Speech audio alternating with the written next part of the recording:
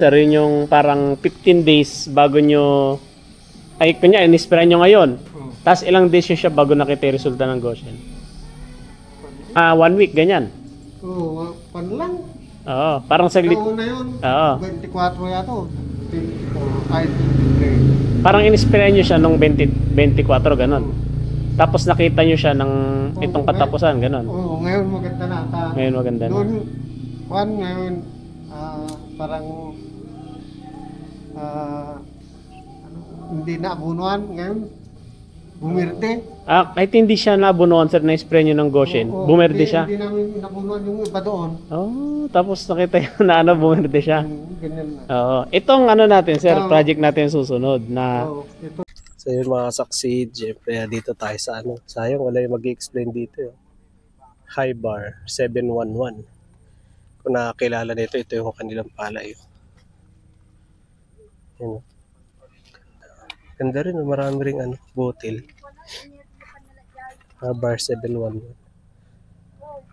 Yan. Kasi ito sa kabila.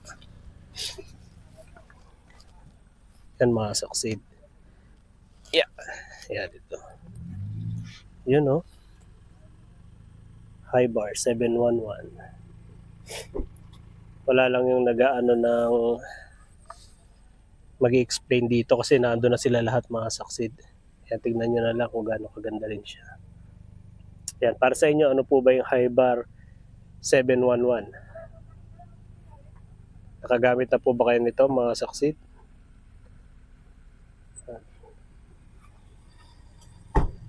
Yun. Yan, ito naman ang kanilang Hybar S26. Yan, ito naman ang kanilang Hybar S26 mga succeed. Check natin kung ano nga ba ang kanilang sitwasyon ngayon ng palay. Yan, ito na yung palay nila ngayon. Okay. Yan.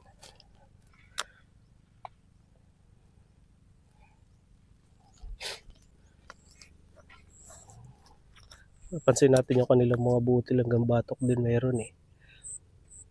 Pero nakita ko yung 711 pal siya.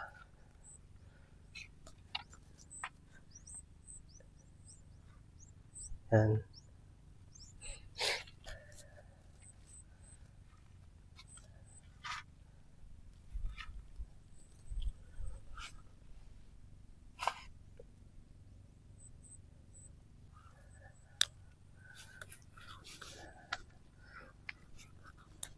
Okay.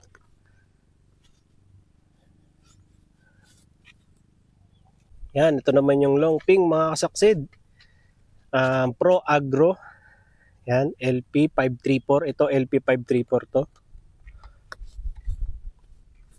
Yan, 534 LP. Natin yung kanyang tindig.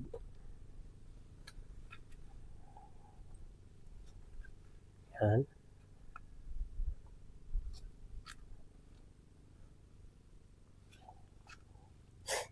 LP.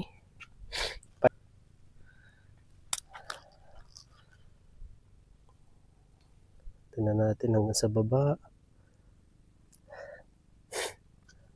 Medyo sisipon pa tayo mga succeed.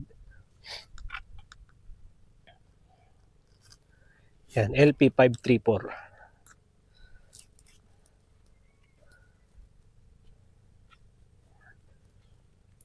At ito naman ang kanilang Community Hybrid Rice Model Farm.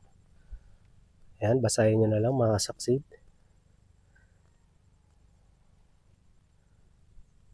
Okay. 534 to. Sa kabila, nakita naman natin ang S6003 ng NK. S6003 NK. Ayan, sa mga hindi pumunta ng PRT, mga succeed. Yan, kaya dito nyo nang tignan. Ito yung mga sitwasyon ng palay nila ngayon.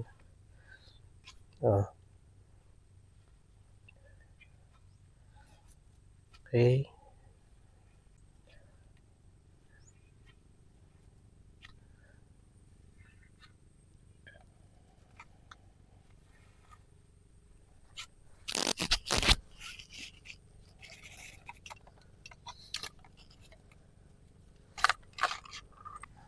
Yan.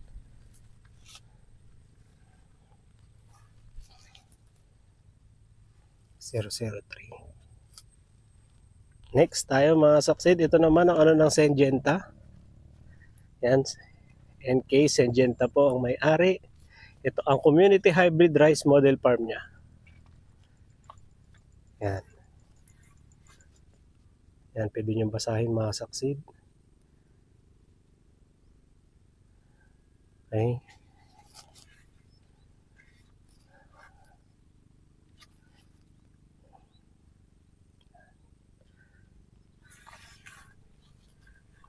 Ito naman ang LP 2096.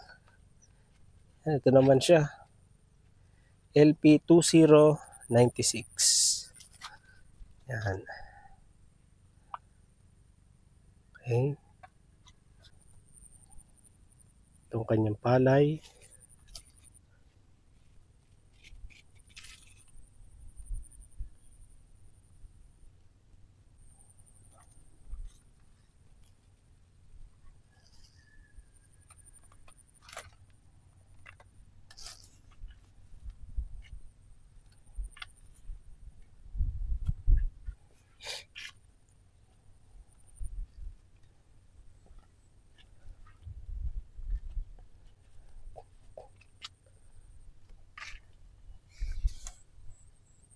At ito naman ang kanyang varietal showcase. NSIC RC 404. Yan, pwede nyo basahin mga succeed. Makita ninyo. Okay. Yan. P.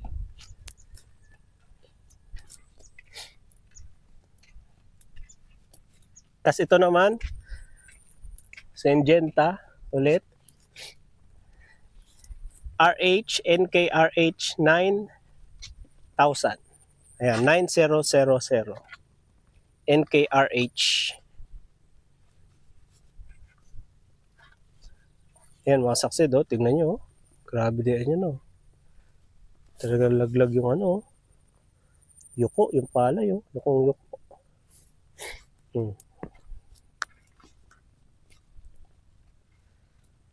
Kung yuko ang palay. Ano?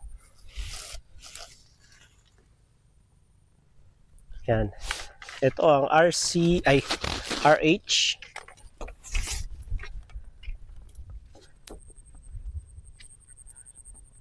Yan. RH 9000 mga kasaksid. Dami ring ano nito. Oh. Ganda ng palay rin. NKRH 9000. At tignan natin ang kanyang varietal showcase. Ito.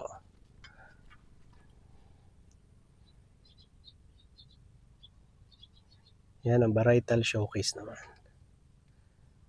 Okay. NK 9000. Next naman tayo mga succeed. Ito naman ang Pro Agro LP 937 naman nila. LP 937. Succeed.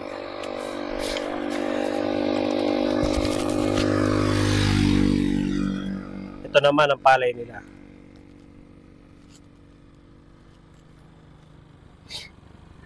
Yan. LP 937.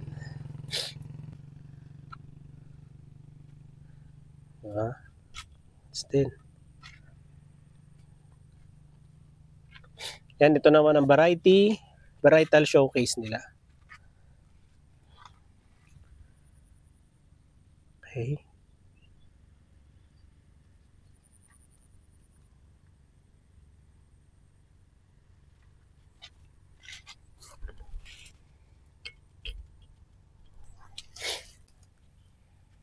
LP 937.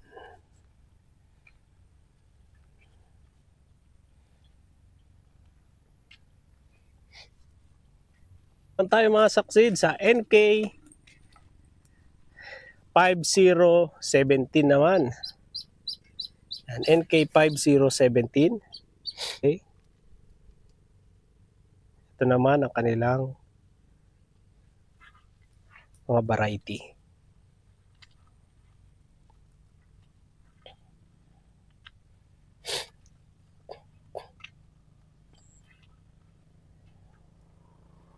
Makakapal din siya mga saksi. Dami oh. Dami ang butil. Ang matindi rin tong si ano ah. Matindi tong NK din ah. Oh. Yun naman mga saksi. Grabe. Oh.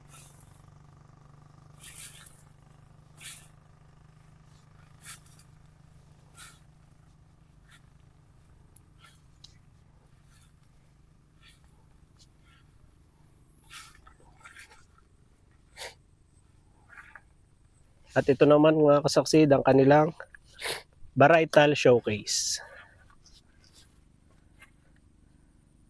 Okay.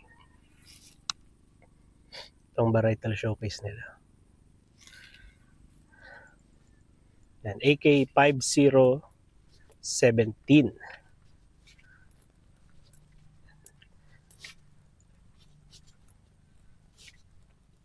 All season, bida sa sarap.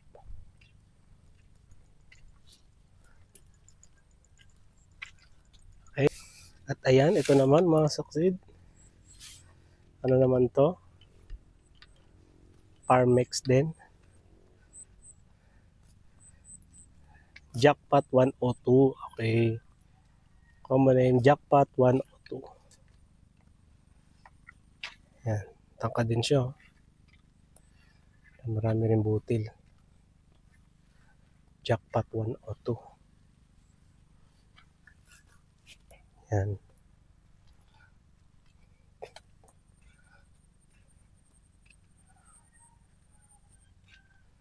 It's na goods.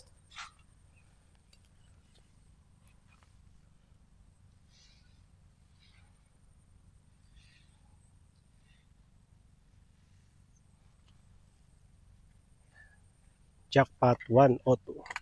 Okay.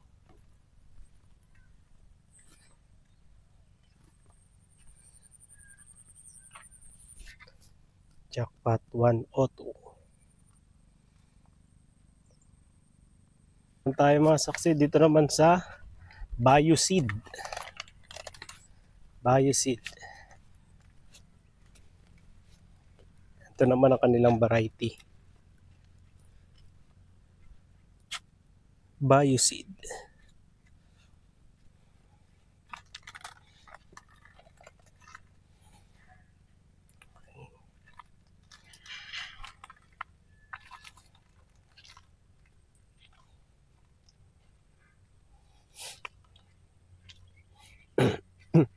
Variety ito. BioRice Zarap. Ano niya? Zarap.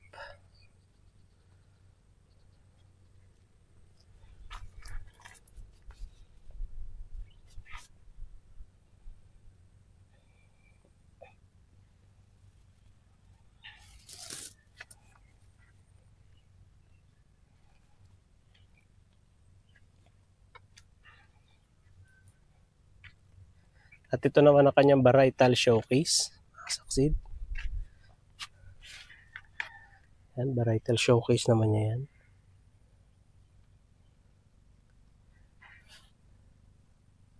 At ito.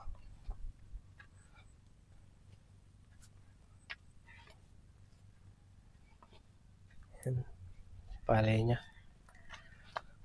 Zarap. Ang zarap.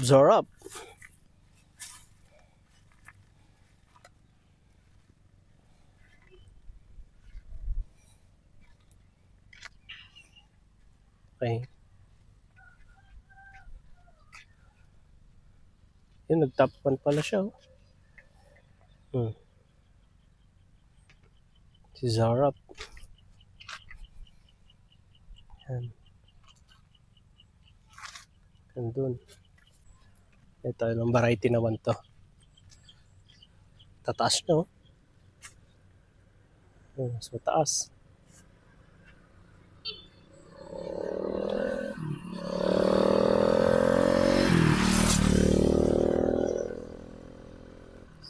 Yan, ito din mga saksi.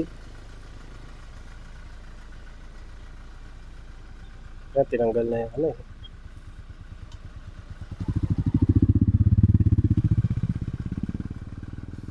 Ito. SL8 pala to. Okay. SL8 naman to.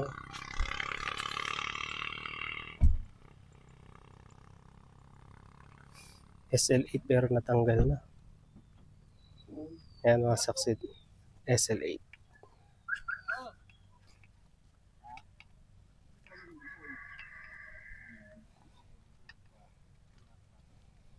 Yan. Dito pa lang SL.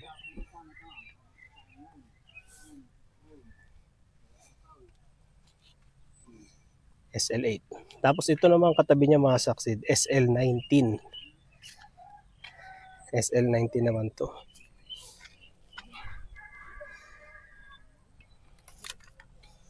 SL19.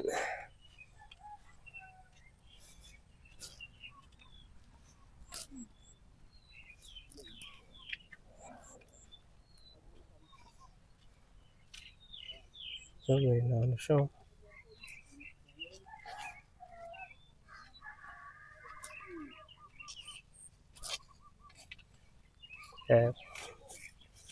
SL8 tsaka SL19 lang to, sir. Ito lang tinanim yun. Sige, sir. Ayun, dalawa lang tinanim nila, Max. Succeed. SL19 and SL8. Ayan siya.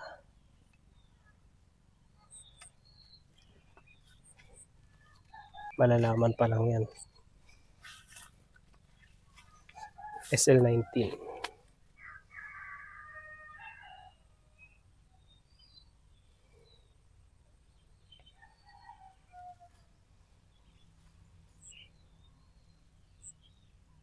Hindi sila nakapagtanim ng ano. So yun na nga mga kasaksid, no, at nakatapos na natin itong blinag natin. Grabe, naabot na tayo ng sobrang init. Pero solid naman, dami na natin nakitang gaganda ng mga palay talaga nilang ng hybrid. Kaya sa mga bagong technology ngayon mga kasaksid, kailangan na rin natin ng mga katulad nito kung gusto mong lumaki din ang inyong mga ani, no, kumpara dati, subukan nyo talaga ang hybrid.